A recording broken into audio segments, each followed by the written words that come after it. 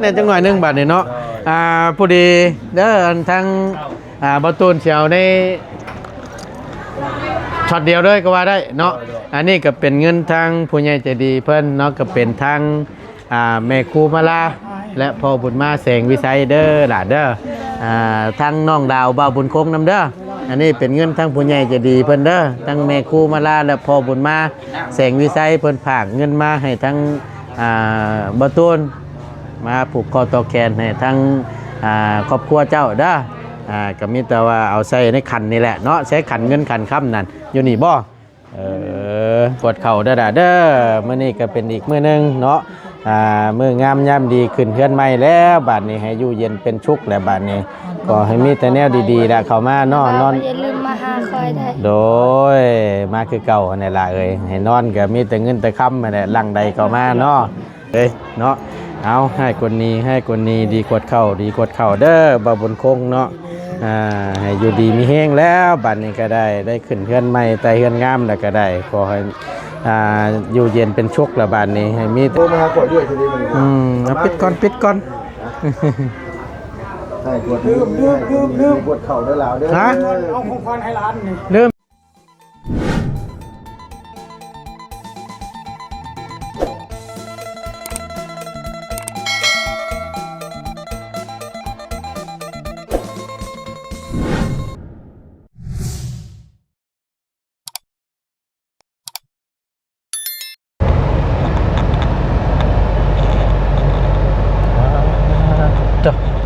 แนมยังบ่เห็นยังบานนี่พี่น้องเอ้ยเนาะ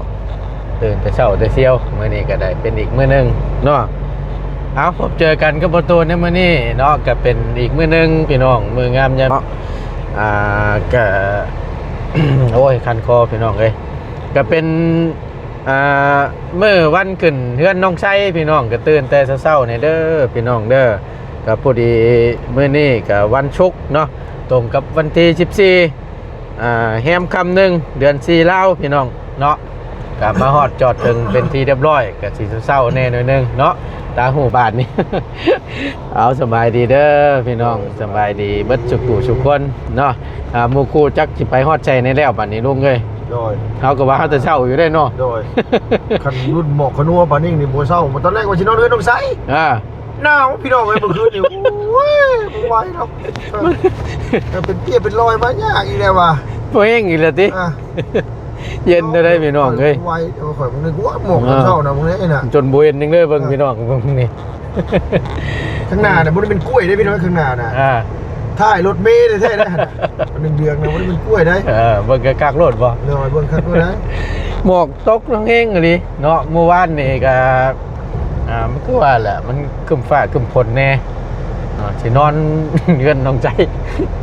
นอนเงินน้องใจมันนอนบ่ได้แล้วลูกหลานมาจุดเจือได้ย่ออยู่ไปมันสิทวงนี่สิว่าลูกมันตัวเฮาแล้วเนาะอีกแล้วสิว่ายังดีทั้งโชคดีทั้งไปแต่เช้าแท้คันว่าเป็นสิว่านี่ก็ได้ก็ได้คันไปประมาณ10:00 นนี่บ่กล้าเข้าชนเฮือนหลานพุ่นแล้วน้องใจจำติก็เลยว่าก็คักแต่ได้นั่นก็ได้นี่แปลกแท้ๆได้ฮู้จักคือว่าก็เรียนแท้ลูกกระโหลกบ่จักเจาะปากมาก็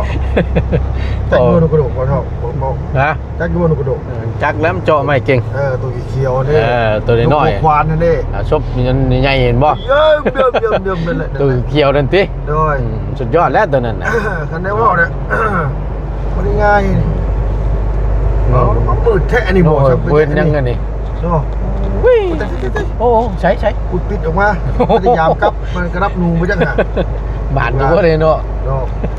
บ่ได้ไปใส่ดอกข่อยอยู่นี่แหละมันนี่แต่เด้อเนาะหมู่มันม่วนชื่นโจกเจ้ากองโจกเช้าเลยเพื่อหมู่ม่วนได้แล้วเพื่อหมู่ไปเยี่ยมหิวข้าวแล้วข่อยเนาะเพื่อจะขึ้นเฮือนแล้วติแม่นไอ้หมู่เพิ่นเป็นหันไปนี่มาแล้วหมู่ลังมาเลยใครอยู่ดอกไอ้หมู่ขึ้นเฮือนพอดเอออนก่อนเดี๋ยวไปมากันโยเห็นตัวนี้ก็บ่แห้งเห็นได้แต่ว่าบ่สร้างไอ้เนาะเพื่อมีตู้มีหมอลำมามันก็สิได้สารวัตรเตี้ยลงก่อนแล้วจังสิไปเอาสิได้มีบ่ได้เนาะแต่ว่าเราจัดมาประจักษ์นี่ก็เมื่อวานนี่เบิ่งได้เอาดนานเห็นบ่นั่นมันเป็นขึ้นมากล้วยได้ติโอ้โหบริเวณกล้วยตานี้ได้นี่น่ะท้ายรถมีก็คักได้ตัวนี้เบิ่งดีกว่าน่ะ ไปแล้วพี่น้องเลยไปพี่น้องเผาอยู่เฮาก็ได้สิทันอยู่บ่เด้นี่เนาะแห่เอิกนี่ป๊าด 3-4ได้ชุด แต่เช้าเชียวนี่พี่น้อง4คันแหละ เฮ้เร็วๆจักนี่บ่ เรียบร้อยแล้วเฮาเบิ่งนี่เพราะว่าเฮามาแต่เช้าบ่ทันหมู่อยู่หน่อยเนาะเอาก็บ่เป็นหยังคงสิบ่ทันได้แล้วหรอกเนาะลุงเนาะ โดยคดีคือกันเด้ เนาะ คดีคือกันมาช่วยเฮาก็จะบ่ได้ผูกแขนผูกหยังนะ มาแล้วกินรถบ่ กินเลยได้อีกรอบนึง โอ้ยสบายดีลุง แล้วชิวให้โกนี่ได้ซะ เนาะ มาช่วยไม่ได้เปรียบเลยพี่น้องเงินมาเนี่ยเขาไม่ได้ผูกแขนผูกหยังกินเด้อ น่ะเนี่ยแขกคนมากอะแต่ว่า คือยังบ่ทันได้มาอยู่เพิ่นคือเฮงไว้แท้บ่ ยังอันทีมันสื่อเด้ เอาวิธีกับพ่อได้เช่าพ่อ เราดีนะอันน่ะทีมงานเท่ากับมา1 2 3 4พี่น้องเลยโอ้โหทั้งเฮาบาทนี่ แล้วมีแต่ว่าเฮานี่มาเช้าได้บ่ แต่ว่าแล้วเบิ่งว่ารถไปแน่นี่ ดีแน่นี่บ่เสียงนี่ข้างหน้า บ่เสียงเบาอาจารย์ลาว เบาจันบ่เตียงเขาว่า เห็นบ่โอ้บ่แม่นเราไปเบิ่งคันน่ะคือสิแม่นบ่บุญบ่คันน่ะ บ่บุญมันป้า มาฮอดได้พี่น้อง เมื่อคืนนี่ก็ได้มาขึ้นเฮือนนำน้องชัยเพิ่นเนาะไปเดี๋ยวขึ้นไปเบิ่งเทิงพุ่นล่ะพี่น้องอาจารย์ลาวถือว่ามาครบบ่ได้พี่น้องเอ้ยบ่เตียงน้ำแน่น่ะแต่เช้าแต่เที่ยวดีเดือแต่ว่าดีเนาะยังบ่ทันมานี่ขอโทษขออภัยได้หลายโอ้เบาจันเนาะเซลอยู่บ่ได้เบิ่ง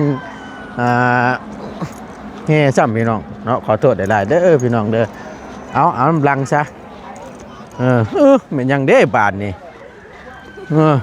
จังว่านั่งดินไผ่ต่อยอยู่มานอยู่บ่อีล่ะกำลังสวดเศษคนกันยังมาบ่ได้ได้พี่น้อง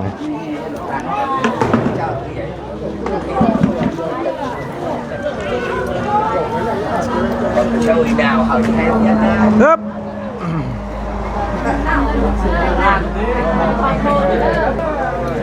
ใช่เฮ้ยหอบเดี๋ยวพ่อเรียกแล้วสบายดีเด้อสบายดีเอามาหมดตันแล้วบัวเห็นว่ากันเนาะสบายดีเจ้าสบายดีไอ้ช่างเป็นแท้ดิ คันบาเดียวตื่นเลยวะ บัวเห็นว่ากันเนาะโอ้ย นี่ไก่ผูกกันไก่ บัวเรียบร้อย เดียวนึง เท่านั้น พอนึกใช่เลย หน้าไปตื่น ชื่อว่าดิ เอามานี่หรือ ฮะ เอาปุ๊กแขน โอ้ยเอาสาวเอา ให้ลำให้รวยเด้อลูกเอ้ยความเจ็บบ่ได้ความไข้บ่มี ให้เบิ่งแย่งอีชัยนี่ตลอดปลอดภัยสาธุเนาะมาบ่ทันพี่น้องเลยขอโทษขออภัยได้หลายเอาเนาะ เดิน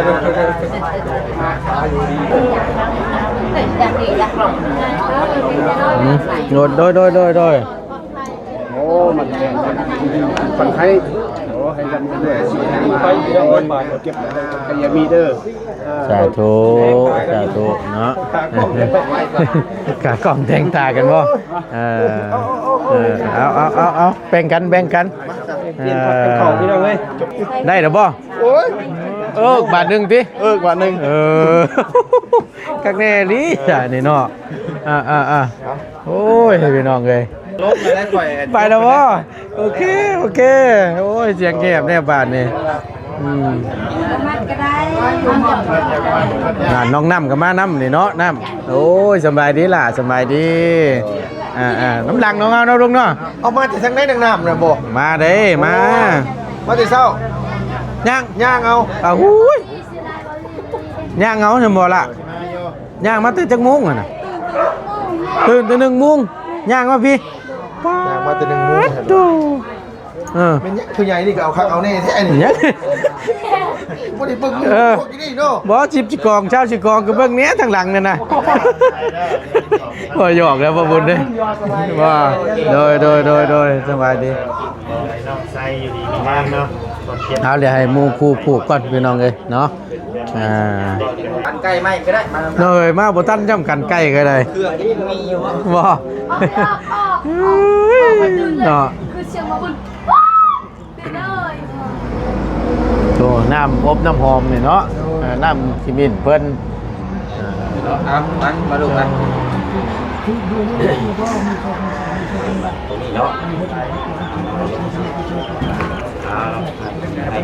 ได้เรียบร้อยแล้วบาดนี้พี่น้องเนาะสาดเชือที่นอนหมอนต้นกล้วยต้นอ้อยต้นคูนต้นย่อเนาะก้อนหินเงินก้อนหินค้ำอันนี้ก็เป็นฮีดทั้งเพื่อนที่แตกต่างกันอยู่พี่น้องผมเดี๋ยวถึงเข้าเบิ่งเนาะสักหน่อยหนึงพี่น้องนี่กว่า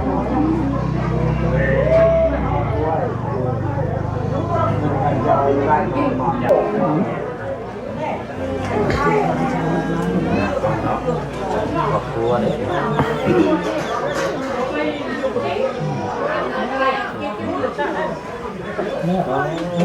คุณนอกได้เนาะผมพ่อผมบ่ได้ดีเลย ย่างมาจะ1 โมงแล้วว่ะ สบายสบาย คักแน่เลี้ยงบ่เนาะมวยมันใกล้ได้บ่ต้องอยู่บ้านดงผู้พี่น้องเนาะ ขี่รถอยู่แต่ว่าจะเนาะเขาบอกเนาะ ไก่ดีได้ ใจดีรถ แม่น มาอันนั้นดุนไปอันนั้น ซอยมาเบิ่งเราได้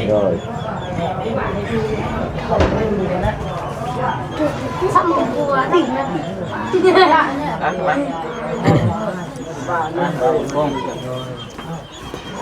เนาะก็เต็มที่กับหน้างาน เฮ้ยล่ะ พักได้แล้วนี่เนาะ สบายดีล่ะเห็นแต่เช้าแต่เชี่ยวเราก็ได้ ใช่น้ำเบา โดย สักจังใดจะได้มาถือ ใช่งั้นก็ สั่งแต่งหน้าให้หมู่มาซ้ำโอ้ยกระบาบร้านข่อยเข้าพักขวัญปัญหาบ่ได้แต่งเอาลอกงามเด้อล่ะงามแล้ว ที่แม่ปุ๊บ สั่งแต่งหน้ายังบ่ทันมาซ้ำหรอฉันก็ได้งามกว่านี้แล้วเหรอวะ ประมาใส่ทำไมเลยนะ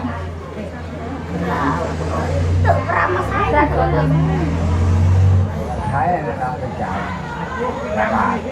ทุกท่านเป็นท่านกับขอให้อยู่เย็นเป็นสุขเด้อบัดนี้เนาะของครอบครัว อันมันดังน้ำใช้น่ะ ใส่ยาเก้า บัดนี้พี่น้องเนาะไป แล้ว มากระเชิญมาบัดนี้ โดย เอาลุงเอาไปลำเลียงมาเอาบันนี่ลำเลียงอยู่เลย มีตะพันเสียงเลยมา เดี๋ยวเขาผูกก่อนเดี๋ยวเขาผูกก่อน ประธานเจ้าของก่อน โดย โดย เนาะ ไปดูแม่งาน มาพี่น้องมาเลยเนาะ มาเลยทอดปลาเลยนะ ประธาน โดยว่าเสียงบาทนี่โอ้ยหาได้เด้อลุงเด้อมา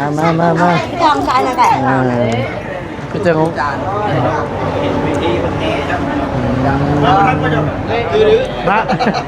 ชุดตะลำกันนะ จับมือจับ โอ้ยเนาะล้างหมดแล้วล้างขึ้น มาบาทนี่เนาะ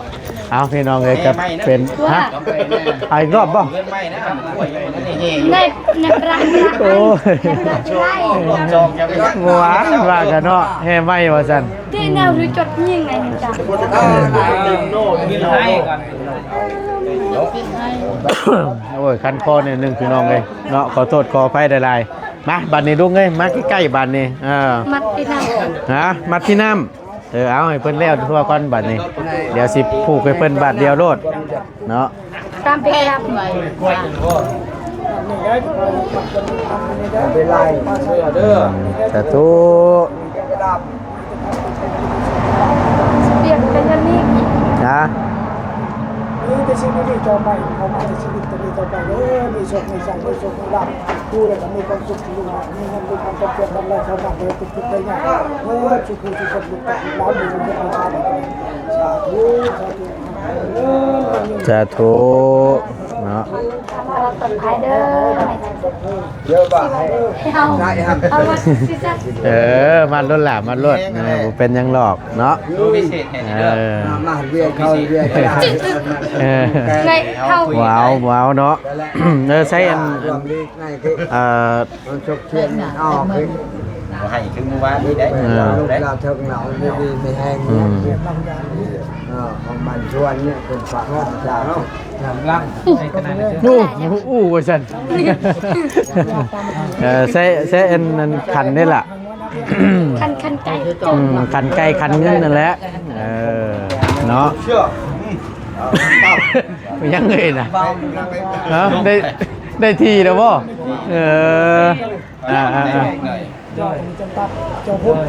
น้ำยังเคยนะ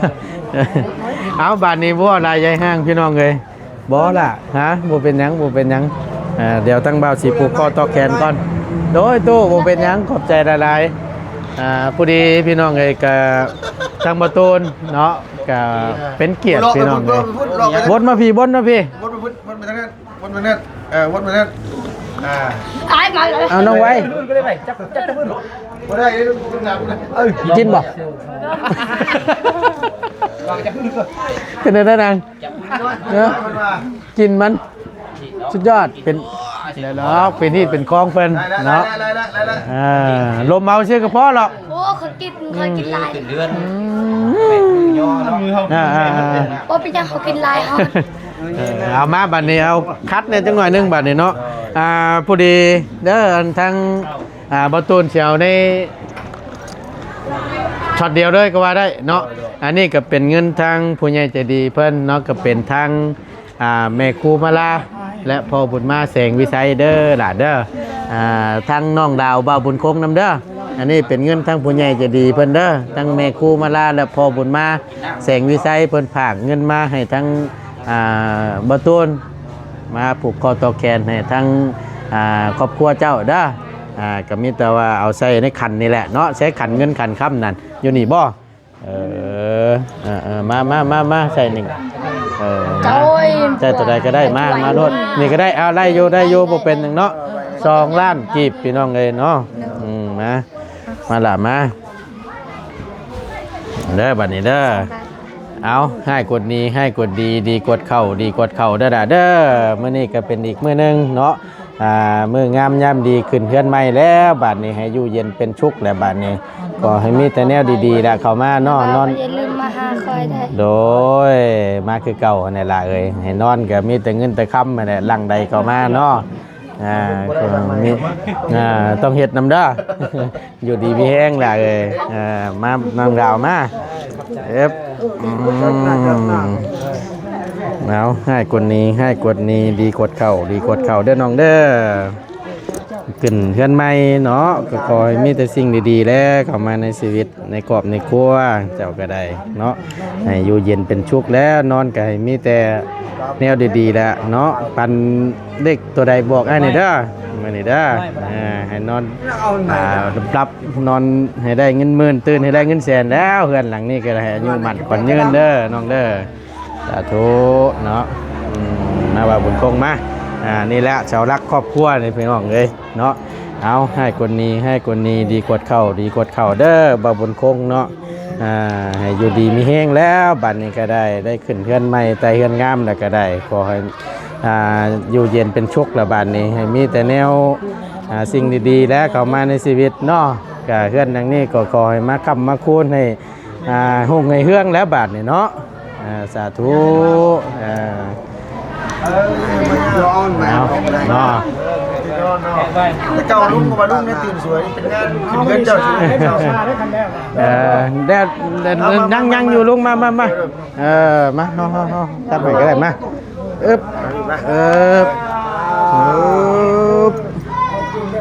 ไปอยู่ดีนี้นะใช่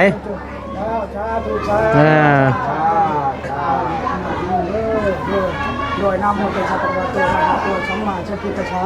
โดยรู้ขอรู้โมเตชะตระตัวมหาตัวสัมมาสัมพุทธัสสะโดยรู้ขอรู้โมเตชะตระตัวมหาตัวสัมมาสัมพุทธัสสะ ตอนแรกข่อยก็ว่าสิลอยอยู่นะ ว่าสิลอยอยู่ โดย กำลังกำลังตอนนี้ว่าสิลอยตัวนี้ว่ะพี่น้องเลยนะใส่ประธาน หืม ข่อยไปไว้ใส่แล้วบัดนี้ อายุวัน แห้งเลย พลังมันเยอะมันหนึ่ง ในรถบ่ ชุดมันเยอะ เด้ ผมเล่น ฮะ แม่นบ่ โอ้ จักเฮียแล้วบ่จัก ชอบชุดนั้นนะให้ ยเนี่ยต้องอยู่ในรถอืมโอเคโอเคแป๊บนึงแหละโอเค บริษัทบ้านดีไม่ได้ว่าอาศัยขันเลยนะประธานเนาะ โดย ง่าย แมน ๆนี่ได้น้องเด้อบ าทเดียวโลดลงเลยมันจังสบาย พูดได้น้องเด้อ คำโกนคำโกน โดยมันจะว่าถูกเปิดร้านก่อนเนาะไหนล่ะมาจับไก่เนาะชี้เลยที่เก่าเนาะ แมนนั่นโลดเออ ให้ตัวนี้ให้ตัวนี้อย่าได้ส่วนเจ้ามาโฮมไหนมันกับมือสันวันดีขึ้นเฮือนขึ้นชานใหม่เนาะชุบให้โสบายให้เมียเป็นประโยชน์มีแห้งอย่าเจ็บจะจนลำบากด้วยเด้อสุขภาพไม่แข็งแรงมีชานใหม่ก็ขอให้หลับด้วยด้วยสุขภาพแข็งแรงสำนีและคนเนาะ ชุดแล้วอยู่ดีไม่แห้งเลยลำด้วยเลย จับนี่ละวันเลยไปดิโทรมาหาก่อนด้วยทีนี้มัน เอาปิดก่อน ใช่กดกดเข่าได้แล้วเด้อ ฮะ เอาของขวัญให้ร้านนี่ เริ่มยังตู้ว้าวมีโอ้เอ็มพี่3ประตูโอ้ยเกือบลืมแล้วอ่ะของควันในร้านขึ้นเฮือนใหม่ ด้วยติดจนคำพูดเอ้ย อ๋อคักแต่เนี่ยเนาะ หน่อยเนาะด้วย โอ้ลุงมีของมาเซอร์ไพรส์อันหลานชายขึ้นเฮือนใหม่เนาะโอ้คักลุงเอ้ย ซุ่มคอยเนาะด้วยติดจนขอให้ประสบความสำเร็จในหลายกิจการงานเกิดอย่างนั้นเมืองกับคุณบ้าน มีคนทางเนี่ยคนนึงนะครับ สภาพแข็งแรงเด้อ เฮียละให้บาดมากนี่เบื่อหนาวนี่ก็จะเป็นเบื่อ เป็นยังล่ะ มาแต่หลวงพ่อ โอ้ บ้าย น เนาะเอาผูกกีฬาเพิ่นเนาะเอาก็ได้โอ้ยย้ำมานั่งย้ำมา ไปโรงเรียนไหนเด็กเลยพอได้เงินซื้อขนมกินธรรมทานเนาะ โดย มันกลับมาชิบใหญ่เลย ได้อยู่ ใหญ่เนาะมันยังคักเนาะ แม่นมันจังนั้นขาดให้ฮักพันมันแก่นนะลนแน่คือฝ่ายผู้แกนเนี่ย จับเด้อตัวนี้เด้อกดนี้ให้กดนี้เด้อล่ะเด้อดีกดใส่ไว้เด้อมาแต่ไกลเถอะได้พี่น้องมาแต่ดวงพบางบ่ได้นี่นะ แม่น เจ้าอยู่ดีมีแห้งเด้อล่ะเด้อสภาพแข็งแรงมาคิดจะได้คนไทยมีเด้อล่ะเด้อยิงเก่งใหญ่มากก็โอ้เนาะเป็นแม่ชาติของแม่ยังแม่พิมพ์ของชาติแห่งดีเด้อเนาะ แม่น คู่เป็นหมอไปสันนอก โดย ก็ผ่านแข็งแรงเท่าไหร่เด้อ ไอ้ใบเจาะอุ้มไปเนี่ย เอาเอา ก็ถือว่าได้ ทำใบเจาะ อันนี้แหละทางป้าทางลุงกับมาคือให้คือสร้างครบ ครบไปเลยเนาะ น้ำไม่หิวเข่าเลี้ยงลา ใบ ตัว กูยิง7-1 มาแต่1 โมงสั่น โดย เนาะจังอีหล่ะเพิ่น คือสิแล้วนี่ได้เฮยไปกันแล้ว 6 โมงเช้าบ่คือมาแต่1 โมงก็จะว่ามาแต่1 โมงซะดอกโดย ลุง โดย 75 75นะ เลข อีหล่ะคอยก็ได้เนาะ 75 โอ้ย 75 ลูกใจเงินเก็บใจ 75 775 75 เอา2ตัวบ่ โดยกันเอา3ตัว75 เอาบาทนี่มาเฮาสิกันขอเวลาแหน่จังหน่อยหนึงทั้ง บาวบุญคงทั้งแม่ทั้งอีหล่าใส่เพิ่นมานั่งเคียงกันแน่มาพอดีมานั่งเคียงข้างกันแน่เอานั่งพอดีเนาะก็เอามาตึมเฮาไว้ทั้งกลางนี่แหละเอา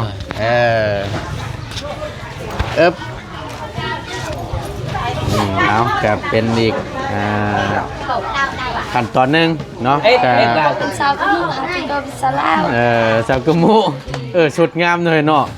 กุมุ ชุดกุมุบ่นี่โอ้หากจะเห็นอันนี้ก็ได้เนาะ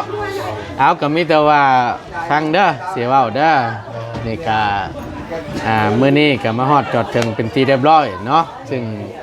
นี่แหละพี่น้องเพิ่นก็ถ้าเบิ่งอยู่พี่น้องก็สุดท้ายก็มาถึงแล้วก็ได้เฮือนใหม่หลังงามๆก็ย้อนว่าผู้รักผู้ใหญ่ได้หลายทางได้หลายทานเนาะเพิ่นได้ชดได้ซอยมาจนมีทุกมื้อนี้ไปเฮ็ดหยังนะ นั่นถอดขึ้นน้ำเมื่อยแล้วนะไก่ก็จะถ่ายด่าทางกูเอาสั่นก็มีแต่ว่าผู้ใหญ่ทั้งบ่ตูนก็เป็นทั้งเอื้อยใหญ่ใจดีแล้วก็ได้หลายท่านเนาะทั้งออกซื้อแน่บ่ออกซื้อแน่ก็ได้ชดได้ซอยหรือว่าสิเป็นเข้าเครื่องสิ่งของก็ได้สิ่งได้อย่างเนาะทั้งผู้ใหญ่ทั้งบ่ตูนแล้วก็ได้หลายช่องทางนำแน่ได้ผู้ได้คนทั้งทีมงานเนาะพี่น้องเอ้ยพอฮอดจอดถึงเป็นที่เรียบร้อยเนาะมื้อนี้ก็ได้มีแต่ว่าอยากให้ทั้งบ่าวบุญคงเด้อทั้งน้องไส้น้องดาวอยากให้เจ้านบมือขอบคุณข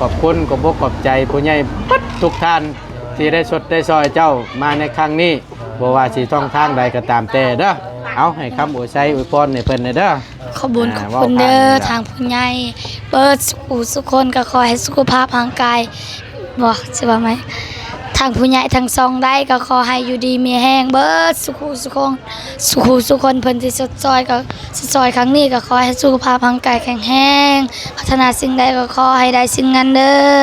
ขอให้อายุมันคนยืนแม้จะธุรกิจการงานใดๆก็ขอให้ประสบความสำเร็จในหน้าที่การงานและการเงินเด้ออันที่สำคัญก็ขอให้สุขภาพร่างกายแข็งแรงอย่าเจ็บอย่าจนลำรวยเงินที่ผู้ใหญ่ใจดีทั้งหมดทานฝากมากก็ขอให้กลับคืนหอยเท่าพันเท่าเด้อสำหรับเฮานี่ก็มีแต่ฝากขอบคุณและมันยังก็บ่มีสิตอบแทนมีแต่ขอบคุณนั่นแหละสาธุ ขอบคุณเด้อทางผู้ใหญ่ใจดีหมดทุกท่านขอให้สุขภาพแข็งแรงความเจ็บอย่าได้ความใครอย่ามีเด้อปรารถนาสิ่งใดขอให้ได้สิ่งนั้นเงินที่ผู้ใหญ่ฝากมาให้ก็ขอให้กลับคืนห้อยเท่าพันเท่าเด้อก็สิ่งสำคัญก็ขอให้สุขกายสบายใจแล้วก็ครอบครัวที่ขอให้อยู่ดีมีแห้งสาธุเด้อขอให้ร่ำให้รวยเนาะเอาสักหน่อยนึงเนาะ ขอบคุณเด้อผู้ใจบุญเบิดทุกคนขอให้อยู่ดีไม่แห้งสุขภาพเข้มแข็งความเจ็บจะได้ความขยามีพัฒนาสิ่งใดขอให้ได้สิ่งนั้นขอให้เงินคำแก้วลอยมาไหลมาเด้อขอให้เฮงๆปังๆเบิดครอบครัวเด้อแล้วก็ขอบคุณเบิดทีมงานเบิดทุกคนเด้อที่ มาช่วยจนฮอดมือนี้เด้อสาธุเอาดีใจน้ำลายเด้อดีใจน้ำโดย มีทีมงานเฮากับบ่มีฮอดมื้อนี้ทีมงานรับใหญ่พร้อมโดยเนาะเอากับมิตรว่าพุลาบานนี่อันใช้อันพอย่อกับย่อได้บาทหิวเลยได้บาทนี่เนาะเอาเสร็จสิ้นเป็นที่เรียบร้อยเนาะแม่นอย่างว่ากันอีกทีนึง เนาะโดยมีแต่ว่าเขาจะ จะได้ไหมครับมีแต่พี่น้องมีแต่ว่าลงไปอันเดี๋ยวมันสิยืดสิยาวได้ลุงเอ้ยว่าจังซี่รถไปพี่น้องเพิ่นท่าเบิ่งอยู่นั่นน่ะเนาะไปลาไปบ้านนี้สบายดีเด้อสบายดีไปสบายดีไปใช้แขกคนเพิ่นยังบ่ทันมานี่เนาะคือจังว่าเงียบๆเงาๆแท้พี่น้องเอ้ยกำลังทยอยมาตามเบิ่งเนาะครับบาทนี่โอ้ยโอเคพี่น้องไงแล้ว เสร็จสิ้นเป็นที่เรียบร้อยเนาะพี่น้องเนาะเอาก่อนอื่นทั้งบ่ต้นกับในนามตัวแทนเป็นสะพานบุญให้เนาะก็ขอบบุญขอบคุณขอบอกขอบใจทั้งพ่อกับแม่หลายๆเนาะแล้วก็ทั้งบ่ต้นก็ดีอกดีใจในนามต่างหน้าเป็นสะพานบุญให้ก็ขอบบุญขอบคุณทั้งผู้ใหญ่ใจดีเบิดทุกท่านทั้งออกชื่อก็ดีบ่ออกชื่อก็ดีเนาะพี่น้องเนาะก็ขอให้อยู่ดีมีแห้งเด้ออย่าเจ็บอย่าจนพร้อมครอบพร้อมครัวเนาะปรารถนาสิ่งใดขอให้สมคำมุ่งมั่นดังปรารถนาเนาะบัวเสร็จธุรกิจการงานใดๆก็ขอให้ประสบผลสำเร็จในหน้าที่การงานนั้นๆตลอดปีและตลอดไปทั้งเอื้อยทั้งแม่ทั้งพ่อให้มาสำใดขอให้กลับคืนมาสู่ทางครอบครัวของผู้ใหญ่เบิดทุกท่านเนาะขอให้อยู่ดีมีแห้งเด้อจะเจ็บจะจนลำเลยด้วยขึ้นเหนือล่องใต้ไปใส่มาใส่ก็ขอมีแต่คนหักคนแพงเนาะสาธุเด้อพี่น้องเด้อเบิดทุกท่านเนี่ยเบิดทุกช่องทางเนาะใหญ่ใจดีเพิ่นพี่น้องเลยเอาบ่อะไรอย่าห้างทั้งประตูนกับไปก้อนบานนี้พบเจอกันคลิปหน้าพี่น้องขอบคุณในไลน์ FC ทุกท่านอยู่ดีมีแห้งสบายดีเด้อพี่น้องเด้อไป